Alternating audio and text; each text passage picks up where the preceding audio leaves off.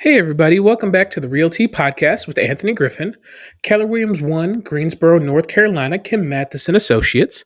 And today I wanted to come back with a podcast that's geared towards the buyers, and it's titled How a Shifting Market Will Benefit You as a Buyer. So, there's a few things to keep in mind when I say a shifting market. Keep in mind that the market is not completely changing, but we are experiencing a shift. So, do not expect this to be a quick turn into a buyer's market or even a neutral market.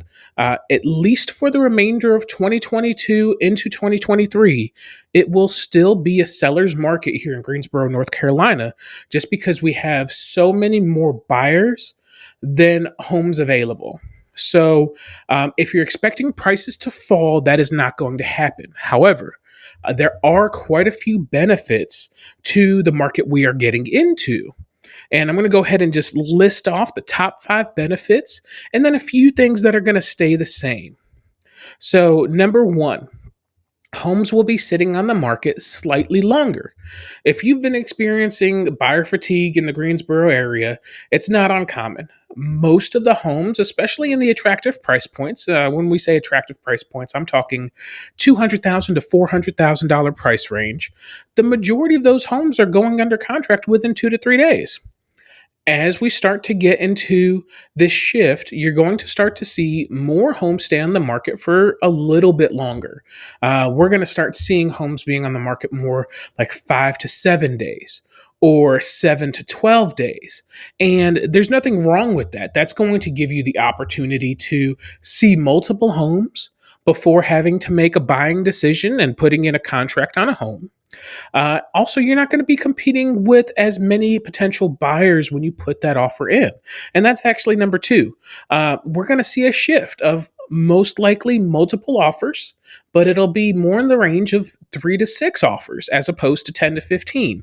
So you won't be just a number on a spreadsheet going all the way down. There will be a little bit more finer details that are going to go into an offer selection.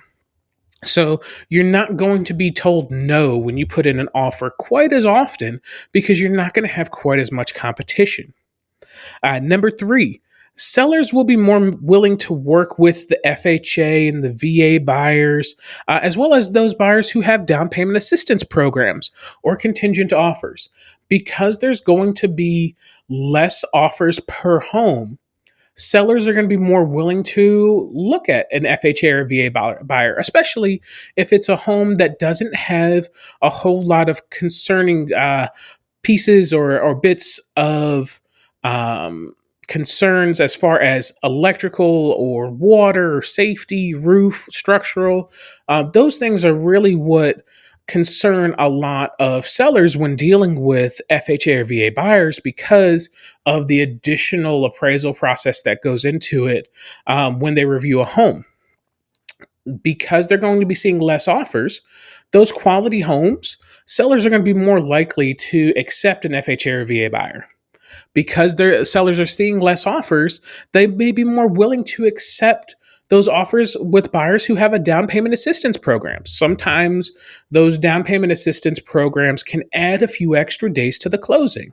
So whereas a normal closing might be able to happen in 30 to 45 days for a mortgage, down payment assistance programs can sometimes take up to that 45 to 60 day range, depending on the program, depending on if there's any specific appraisals that need to happen, if there's any specific paperwork that needs to be filled out.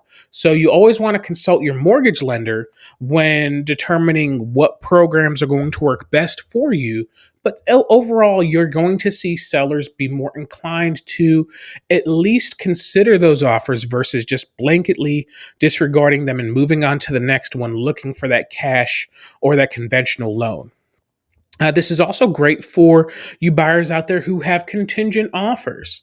Because homes are going to be sitting a little bit longer, sellers are going to be more willing to consider your contingent offer. So if you have to sell a property in order to buy, As long as you're within reason, it's always going to be difficult if your home's not on the market or not under contract already to expect a seller to want to put their future plans at risk in selecting your offer. However, if you are already on the market, if you are already under contract on the sale of your home, sellers are definitely going to be giving a much stronger look to your offers. Number four, more favorable terms. Now, when I say more favorable terms, what I'm talking about specifically is the due diligence period and the closing time frame.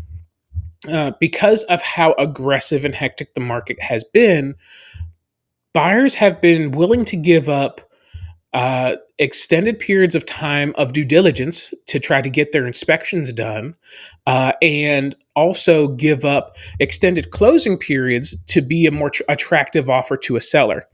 And that can hurt you in terms of if you're able to actually get all inspectors out to a property and get everything looked at before your period is up. Also, it puts a lot of strain on the mortgage lender when it's time for a closing, especially with certain times of the year being a little bit more difficult to get an appraisal done, especially when we're in and around major holidays, like the 4th of July that's coming up here in just a short period of time next week. That is going to throw off appraisals for a little bit because it happens to fall at the beginning of the week. So keep those things in mind. Closing period length, due diligence period length, those are major tools in a buyer's arsenal to make sure that you are able to get the type of loan that works best for you and also fully check out a home before you move in. And then that leads me to number five. Sellers are going to be more willing to negotiate those due diligence repair requests to avoid having to go back on the market. As days on market start to creep up, you're going to see a little bit of a push from sellers to try to keep that days on market time frame as low as possible. The reason for that is because the longer a home sits on the market, the more likely the market is to look at it as maybe there's a challenge with it. Maybe there's an issue with the home. Maybe it's price. Maybe it's location, maybe it's condition of the home. Any of those can lead to a house sitting on the market for an extended period of time. But as a home starts to creep up in those days on market past 2 weeks, into 3 weeks, getting to a month, that's when you start to see a bit of a shift with the attitude of a seller, especially with how quickly homes have been selling recently.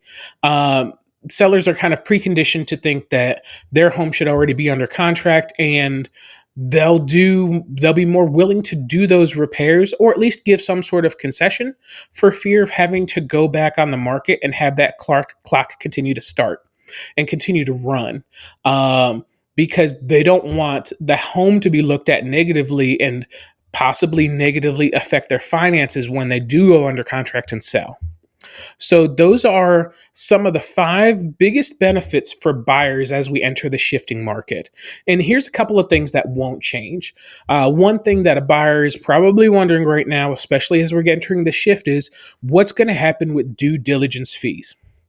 Here in Greensboro, North Carolina, due diligence fee is not going away.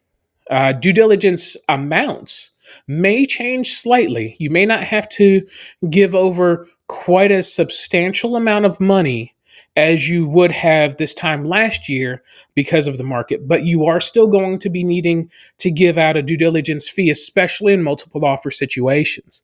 Now, if it's a home that's been on the market for an extended period of time, there's going to be more negotiation there. It's not going to have to be multiple thousands of dollars to go under contract with that particular property in most instances. But the due diligence fee is still going to be there. It's still going to be something sellers expect. It's still going to be something that they're going to push for. So there's not going to be this automatic shift of due diligence to earnest money where you can look to get that money back. You're still going to have that non-refundable, or in most cases, not refundable due diligence fee. The second thing that's not going to change because of this type of market is the sellers are still going to be the ones who are going to have control in the majority of the negotiation.